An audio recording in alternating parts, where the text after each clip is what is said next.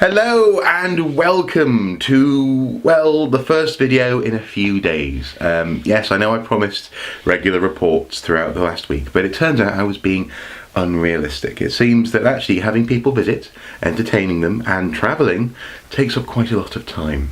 Now actually, initially it was Liv who arrived, and we had a great evening with her, actually, me and Mrs. Soup, just getting to know her a little bit. But then the next morning we went into Newcastle. And looking around Newcastle, she saw Castle Keep. We tried out a lovely British pub just opposite Castle Keep called The Bridge. It's very, very good. I recommend it. And essentially just sort of soaking up a little bit of the ambience. But of course, the gathering was not complete. We were actually there to meet Rhys off the train. Now, Liv has already gone home, but Rhys is still here. Hey! Hey everyone. Now, Rhys, can you just tell us a little bit about what it was like arriving in Britain and then coming up on the train to Newcastle? What did you think about it, especially as an archaeologist? Especially as an archaeologist. The landscape was interesting if we're talking about archaeology straight off the bat. While I was on the train I saw snow for the first time. That was really cool. But while I was looking at the window, I was reminiscing about all the Time Team episodes I'd seen, and I was going, oh, what about that mound over there? Is that something, or is that something in the landscape? And it just shocked me how the predominancy of all the houses are well over 100 years old. I mean, that's amazing, something very new to me. But this house is almost 100 years old and it's not that good.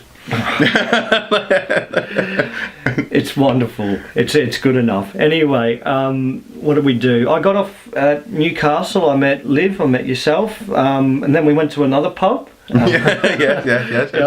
That's a common occurrence at the moment. And then in Newcastle we went to Granger's Market. Yeah, the Granger Market. Granger Market, which is a Victorian market. That was really cool. It's very reminiscent, in fact, of the Queen Victoria markets back in Melbourne, which we can put a photo up so you can kind of compare them. But after that I think we just did some grocery shopping, went home and had some dinner, didn't we? Pretty much. What struck me actually though, interestingly enough, was the way that you were amazed by all this different stuff that Liv and I just take for granted. Yeah. So the first thing that he saw, really after the second pub, as it were, or his first pub, was the medieval walls of Newcastle. Like, there's a section just next to Chinatown. People who live in Newcastle know what I'm talking about. And you just stopped in your tracks. You're like, yeah. I've never seen a wall that old. And Liv and I were just sort of, oh, it's so cute. But I don't know. Does that surprise you that the land, in that sense, the urban landscape is so much different? Well, to be honest, it did really surprise me. It took me off my feet. I mean, you expect it when you come over here, but. I suppose the viewers out there, I've never been overseas outside of Australia before, so it was I suppose I called it a cultural shock, to see I guess part of a medieval structure for the first time, something that people were building with their own hands plus 600-700 years ago. And that is really an eye-opener for me, being an archaeologist. I mean, you don't have to be an archaeologist to appreciate it, but no, it did it shocked me. And I mean, Mr. Soup, being the pretentious pom that he is, wouldn't stop laughing about it. It's not pretentious, it's just, I mean, because it's just as much as a shock for me that you've never seen that stuff before. You tell me. I mean, I've grown up around Roman ruins, Yeah. And, anyway, the next morning, we had the soup moot, and that was actually when we all sat in the living room and had a good old chat with Rhys and Liv here, but also Aaron and Bethany on Skype. And I think we hammered out quite a lot of interesting things, actually, stuff which sort of sounds strange. I mean, obviously we're talking most days via Skype, but I think actually having people in the room, people felt a bit more comfortable to sort of interject or come up with ideas. And I don't know, I mean, are you excited for what we were talking about? Absolutely. I mean, I suppose we've come up with this mantra of this is the year of action at Archaeosoup, and we really do want to start I suppose fitting more videos in across the board, but also we want to start doing a few more things outside of making videos and documentaries. We want to start, I suppose, interacting with our local communities a bit more, doing workshops at schools. That's definitely something that we're going to try and do. One of the things that I quite liked was the suggestion of actually really taking the blogging seriously. Yeah. So, for example, there is an Archaeosoup blog, and I've posted on it a couple of times, essentially ranting about this Celtic issue. It's been my little rant space, but I hadn't really known what to do with it. And actually, some of the suggestions were really good in the Moot, talking about, for example, the space between, say, a news report and a commentary or an editorial. Being able to actually just make a little dispatch, a little pocket of information to throw out there. I think so. I'm putting my hand in front of your face. I think I am. No. But no, I think that was quite interesting. I think that had some legs, and also Liv seemed quite excited about actually doing that, because I mean she's a blogger for the most part anyway, and I think she's quite interested in actually trying to merge blogs and videos. What she's done in the past with what she's now doing with Archaeosoup, which is, I think, is a fantastic idea. But I also think that this will, I suppose, divide up, like you were saying, our news stories to snippets of just interesting information. What we're doing on a day-to-day basis around the world, little bits of news. Or simple things like maybe even, I suppose, blogging about the process as well. So, for example, maybe the process of filming, what we're finding odd or interesting about that, or maybe things, for example, the process we're about to on Wednesday start thinking about Rhys's workshops in Australia, and actually maybe talking about the process of setting that sort of stuff up. Yeah, that could be an interesting space for that. But anyway, in other words, watch this space. I think the Moot was a really good success. Actually. Yeah, really good. And lots of big things coming up. Yeah. Hopefully the first of many. I actually forgot to mention that afternoon following the Moot, we went to Durham, my university town, and, well, we saw the amazing Durham Cathedral. What did you think of Durham Cathedral, Rhys? Well, all I thought was we didn't have anything like this back home. I mean, I was mightily impressed by it, but I was more impressed by the several pubs that were close to it. This is true. I mean, yes, the Norman architecture, the fact that Harry Potter was filmed there, all this kind of stuff also kind of paled in comparison to the glorious Queen Victoria pub. That was quite a nice pub. What can I say? I have my priorities right. Nonetheless, we won't go into that in too much detail, but visiting Durham was wonderful. I know Liv loved being so close to McGonagall's classroom from the first film. Well, I mean, we were so close to Bede and St Cuthbert, wasn't it? Exactly, yeah. Bede, the father of, for many people, the father of English intellectualism, so and philosophy and history. So very cool. Anyway, let's crack on with the video. So the following day, we went to Castlerigg in the morning. What we actually did was we met Bethany and her mum at a place called Belsay, and then we drove over to Cumbria. Now, you found this hilarious because you're like, where are we? Oh, we're on the other side of the country. And you're just howling in the back of the car. I found the past 4 days of driving incredibly tiring because, as you've observed, the roads aren't just sort of proprietary A to B. Not to mention he's driving. But they're curvy, there's all sorts of ups and downs. It's actually a difficult process travelling through Britain, which I think is something you didn't quite understand. Well, it's by comparison to Australia, as any of you Aussies out there know, the roads are generally very, very straight. In fact, you would almost say Roman in their making with all the intersections as they are. But if you come to Britain, the roads do not go straight. They're all different. They curve, they bend, they bow. But the interesting thing is that the way they go up and down, because the thing is, in a lot of these smaller streets and avenues and back alleys, you can't actually see around the corner. So when you're going around a corner and then there's a lorry or a truck coming back the other way, and you've got about maybe 2 inches worth of space between you and the lorry, I'm holding onto the back seat going, don't crash. Yeah. It's a bit of a cliche, but it's true. we really do. No. I mean, Liv was amazed. She said, "Why don't you have roads that are wide enough for cars?" I was like, "Well, it's just the way we've done things, medieval track. That's fine. Let's just tarmac it." So we went over to Castlerigg. Actually, did some filming there actually, and I think I had forgotten how much I love that particular part of the world. But actually, with the snow, it was even better. I mean, what was your impression of your first Bronze Age Neolithic type monument? I was breathtaking, to be honest with you folks. It was absolutely amazing. All of us standing there just made it even better.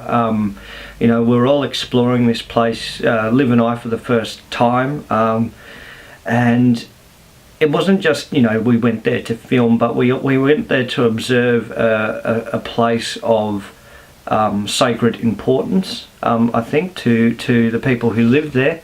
A place that, in fact, we were talking about the way the stones were actually set up. In fact, they mimic the landscape around them.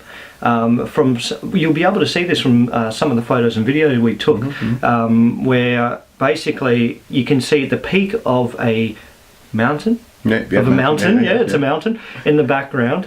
Big. Yeah, they're big. and the stone in front of it, looking straight on, it mimics the peaks, and that was something that was really cool. And you could, I suppose, see why these people believed in, presumably believed in a natural gods and natural that kind of thing. And it was just really amazing, plus the added benefit of snow, which I haven't seen before in my life, which was really, really cool. Yeah, although I find it a bit odd that you were like, it's like someone spilt slushy everywhere. But I suppose at that point it was kind of freezing over a bit, wasn't it? It was. Really I was very curious as to see if you put food colouring on it, it would look like a slushy. Can we flavour the field? So that was great actually, and we got some good footage there. And we'll actually, while Rhys is here, he leaves on the 10th of February. Yeah. We're going to be putting together an in-focus video on Castlerigg, so that should be good.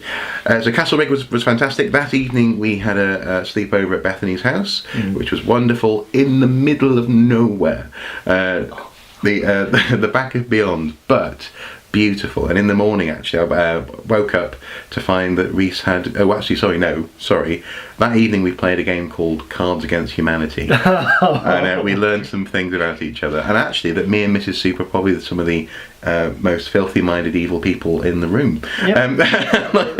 Deviant. Stop watching. Deviant. Complete deviants. Next morning I woke up to find that Rhys was more or less already out for a walk with his pipe, having a bit of a pipe smoking experience in the field. What was that like? You seem to quite enjoy that experience. I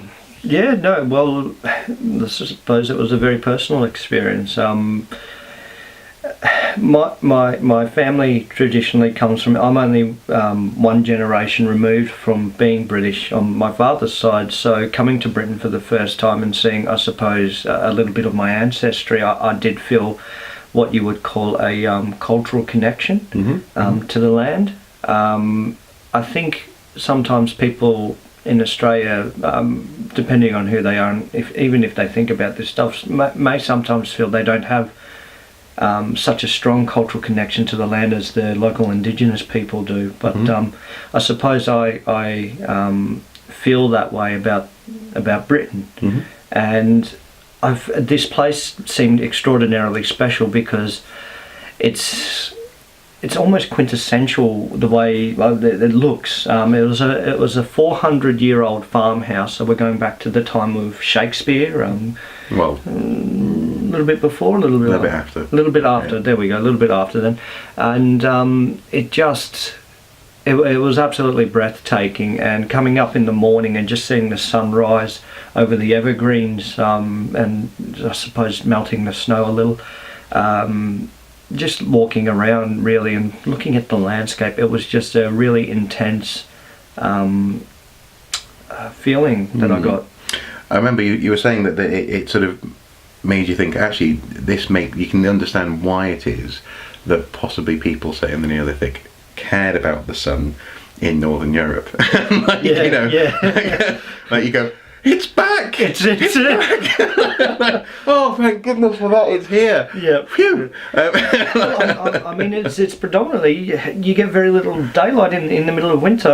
I mean, for those of you that don't know, the sun actually starts setting around 3 o'clock. It starts getting dark here about 3 o'clock in the afternoon, which is extraordinarily different to where I'm from, because the earliest time we have the sunset is about 5, 6 o'clock in the evening. So that combined with jet lag, you've been having a hard time staying awake past 7, folks.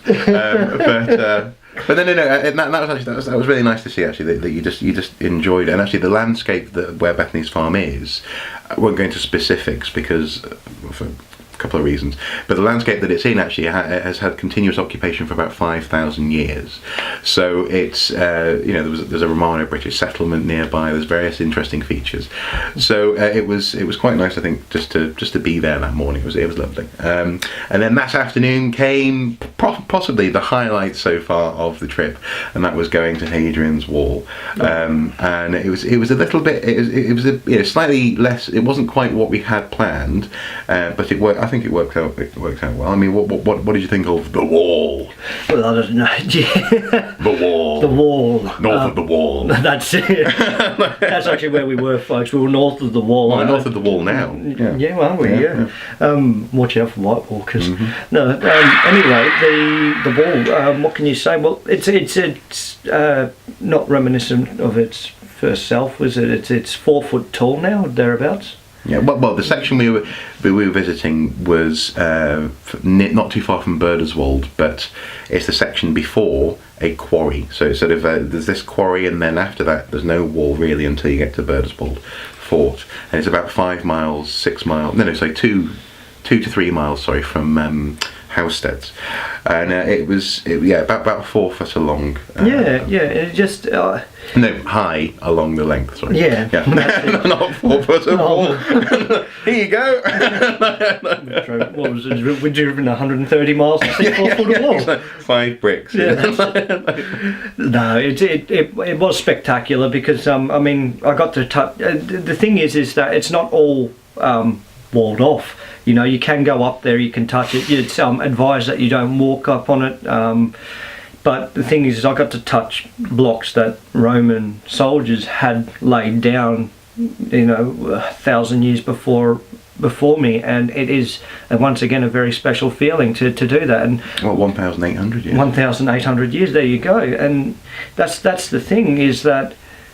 Well, actually, that's really interesting because when I was seeing the wall, I expected to see the wall just flat across the landscape, but in fact the wall had been built on a line of ridges where we were, and was it about 40 feet from the actual ground on one side facing Scotland? Oh, more than 40 feet.